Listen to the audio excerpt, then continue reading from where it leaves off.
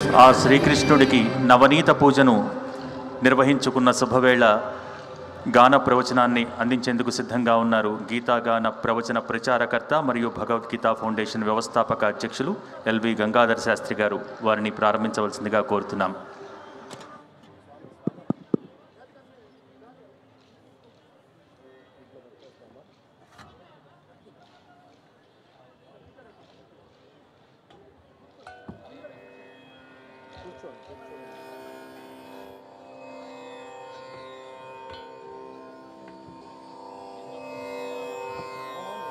వసుదేవసుతం దేవం కంసచాణూరమర్దనం దేవకీ పరమానందం కృష్ణం వందే జగద్గురుం వందే నవఘనశ్యామం పీతకౌశేయవాససం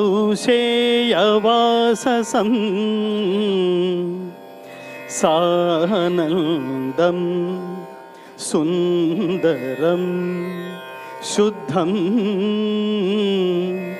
శ్రీకృష్ణం ప్రకృతే పరం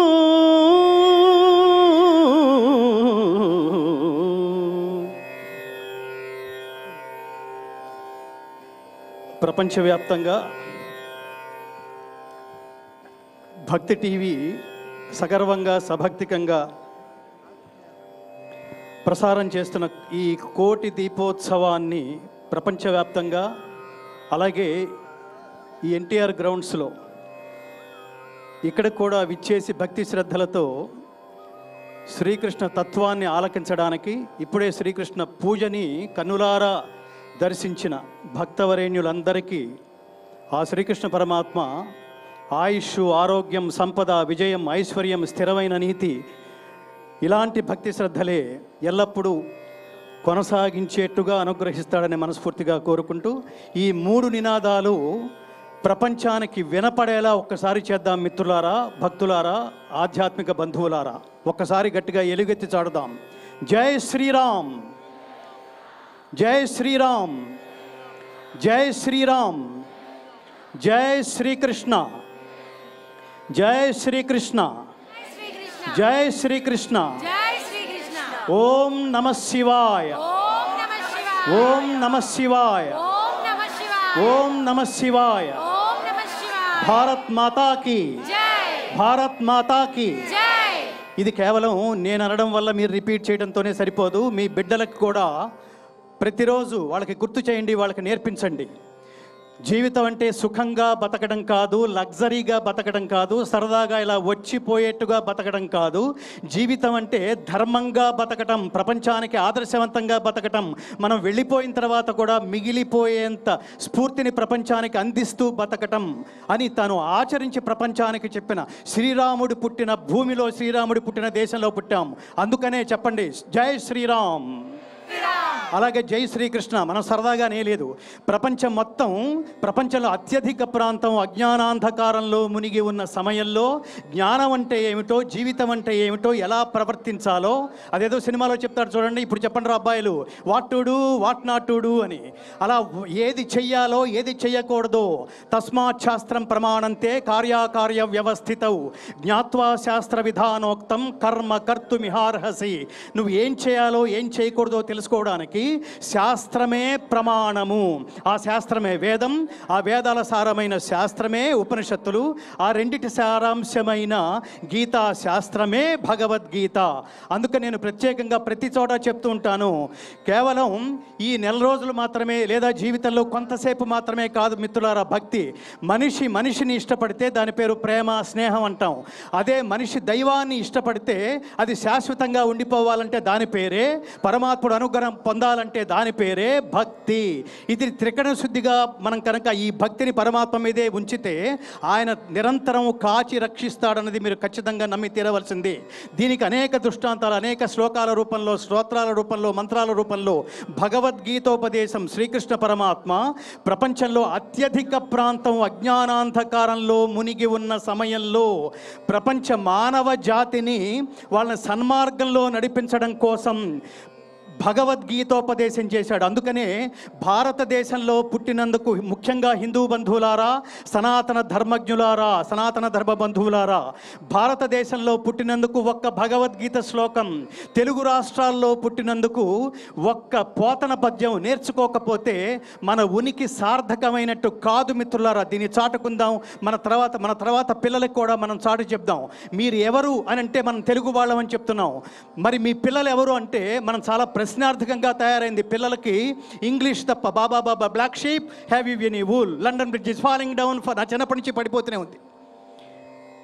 కానీ వాళ్ళకి ఒక్క భగవద్గీత శ్లోకం, ఒక్క పద్యం, ఇవన్నీ నేర్పించడంలో మనం ఎక్కడో వెనకబడిపోయి ఉన్నామనే స్థితి నుంచి మనం 4 అడుగులు ముందుకు వేయించడం కోసమే, మనలో ఆధ్యాత్మిక రగల్చడం కోసమే, నిరంతరం భక్తి భావనలు బాల్య దశ నుంచే బిడ్డల్లో ఆ బీజాలు నాటడం కోసమే శ్రీమాన్ ఇట్లాంటి ఈ కోటి దీపోత్సవానికి ఆత్మ లాంటి వ్యక్తి, శక్తి శ్రీమాన్ నరేంద్ర చౌదరి గారు.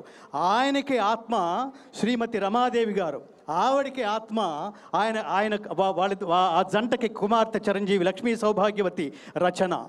ఏమిటి కృష్ణతత్వం, ఏమిటి కృష్ణ పరమాత్ముడి ఆయన జీవితానికి, ఆయన జీవితం ద్వారా ప్రపంచానికి అందించిన సందేశం ఏమిటి, శ్రీకృష్ణ పరమాత్మ అవతార పరమార్థం ఏమిటి అంటే మనం భగవద్గీతలో 4వ అధ్యాయంలో అంటే జ్ఞానయోగంలో 2 శ్లోకాల ద్వారా శ్రీకృష్ణ పరమాత్మ అవతార పరమార్థం ఏమిటో చెప్తాడు. యదా యదా హి ధర్మస్య గ్లానిర్భవతి భారత అభ్యుత్థానమధర్మస్య తదాత్మానం సృజామ్యహం పరిత్రాణాయ సాధూనాం వినాశాయ చ దుష్కృతాం ధర్మ సంస్థాపనార్థాయ సంభవామి యుగే యుగే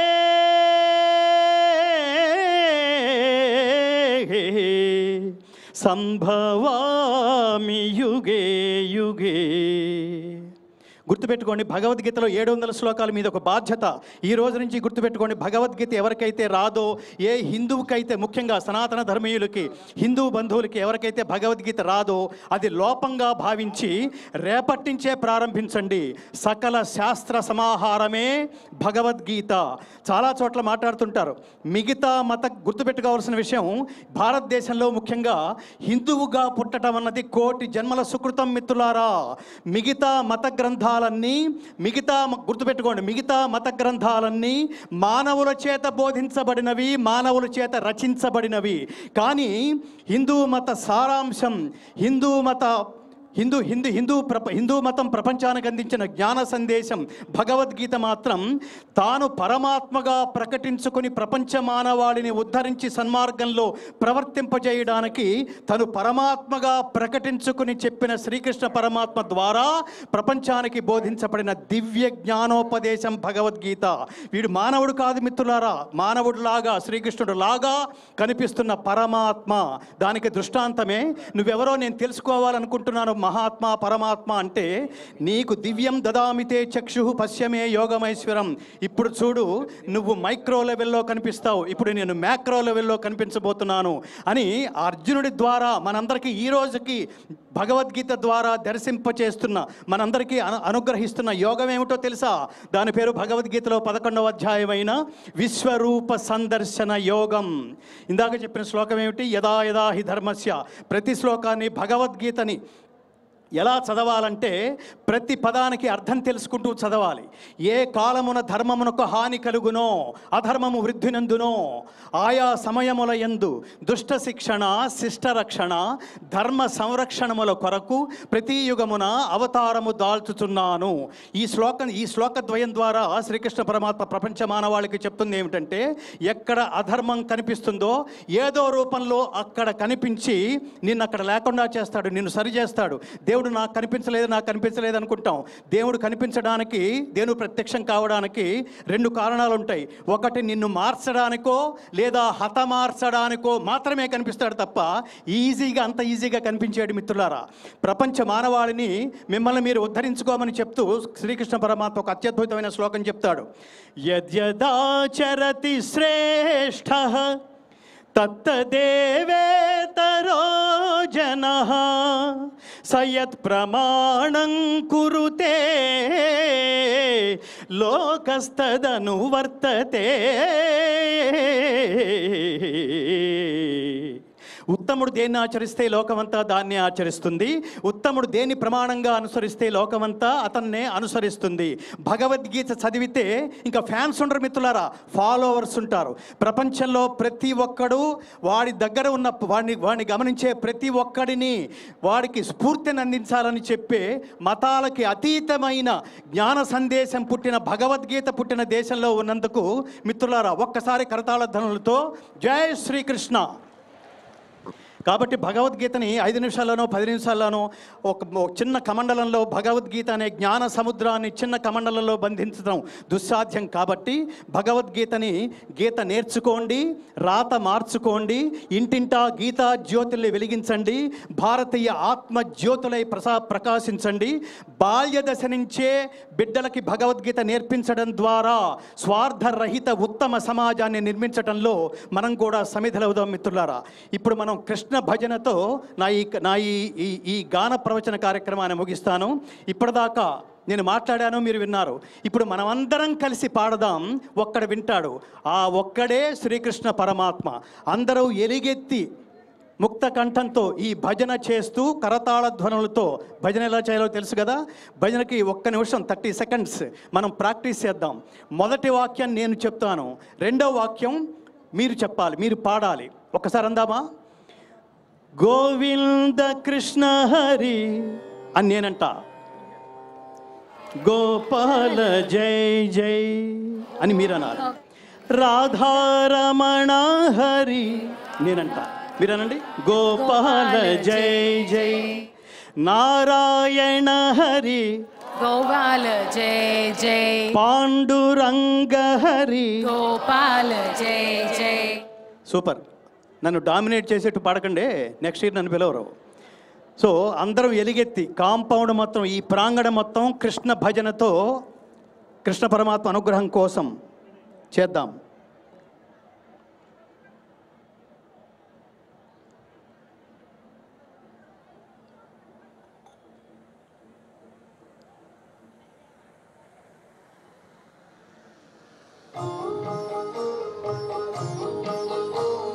గోవింద కృష్ణ హరి రాధారమణ హరి నారాయణ హరి పాండురంగ హరి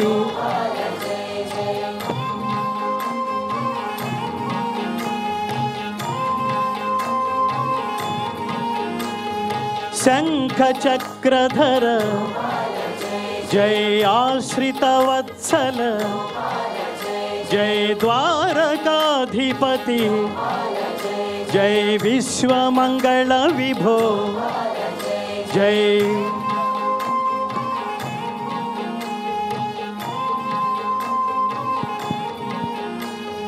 శ్రీవత్సాంకిత జై శ్రీకౌస్తుభధర జై గోవర్ధన గిరిధర జై గోకుల పాలక జై.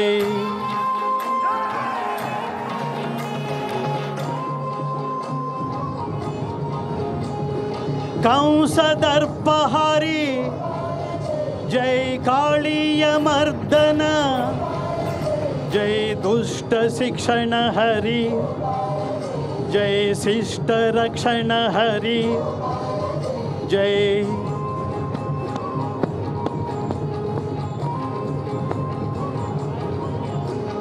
जगदाधारा, जय कलुष विदूरा, जय यदुकुल तिलक, जय आनंदकारक, जय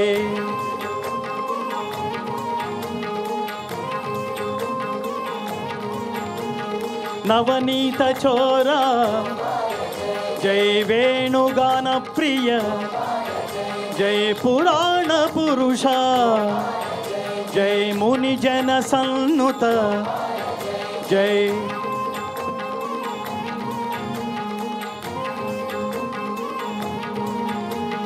दुख विमोचन, जय आनंद नंदन, जय ज्ञान प्रदायक, जय मोक्ष प्रदायक, जय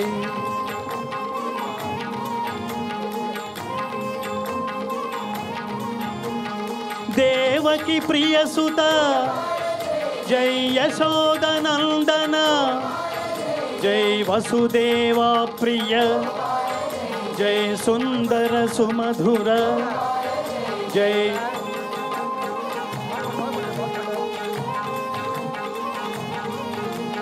गीताचार्य हरि, जय करुणा सागर, जय मकर कुंडलधर, जय वृंदावनचारी, जय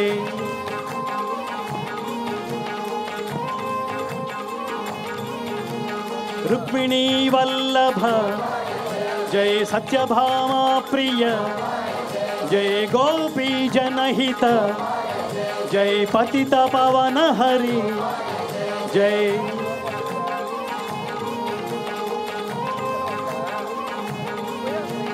हरे राम, जय राम राम हरे हरे, जय हरे कृष्ण, जय कृष्ण कृष्ण हरे हरे, जय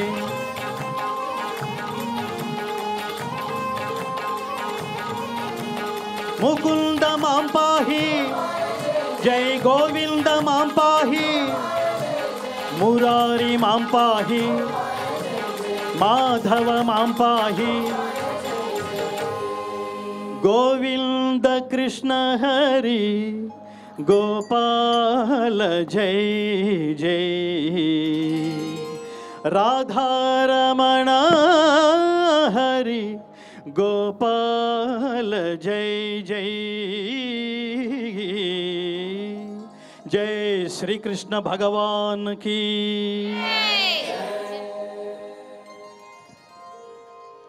శివకేశవులకు భేదం లేదని నిరూపిస్తున్నట్టుగా ఇవాళ ఆ నవనీత చోరుడికి ఆ నవనీతంతో అత్యద్భుతంగా అర్చన చేయించిన భక్తి టీవీకి ఇందులో పాల్గొన్న మనమందరం ధన్యులు అవుతున్నామని ప్రకటిస్తూ ఒక్కసారి ఈ మహామంత్రాన్ని మీరందరూ కూడా ఉచ్చరించండి. నేను ఈ గాన ప్రవచనాన్ని ముగిస్తాను. దీని పేరు సర్వకార్య సిద్ధి మంత్రం. భగవద్గీతలో 18వ అధ్యాయంలో 66వ శ్లోక రూపంలో కనిపించే మంత్రద్రష్టలు దీన్ని త్రికరణ శుద్ధిగా పఠించటం వల్ల ధర్మబద్ధంగా మీరు ఏది అనుకున్నా ఏది తలపెట్టినా ఆ కార్యం నిర్విఘ్నంగా జరుగుతున్నది చెప్పిన నేపథ్యంలో ఒక్కసారి అందరూ ఉచ్చరించండి. సర్వధర్మాన్ పరిత్యజ్య మాం ఏకం శరణం వ్రజ అహం త్వా సర్వ పాపేభ్యః మోక్షయిష్యామి మా శుచః. స్వస్తి ప్రజాభ్యః పరిపాలయంతాం న్యాయేన మార్గేణ మహిం మహిషాః. గోబ్రాహ్మణేభ్యః శుభమస్తు నిత్యం. లోకాః సమస్తాః సుఖినో భవంతు. జై శ్రీరామ, జై శ్రీకృష్ణ. ఓం నమః శివాయ. భారత్ మాతా కీ స్వస్తి.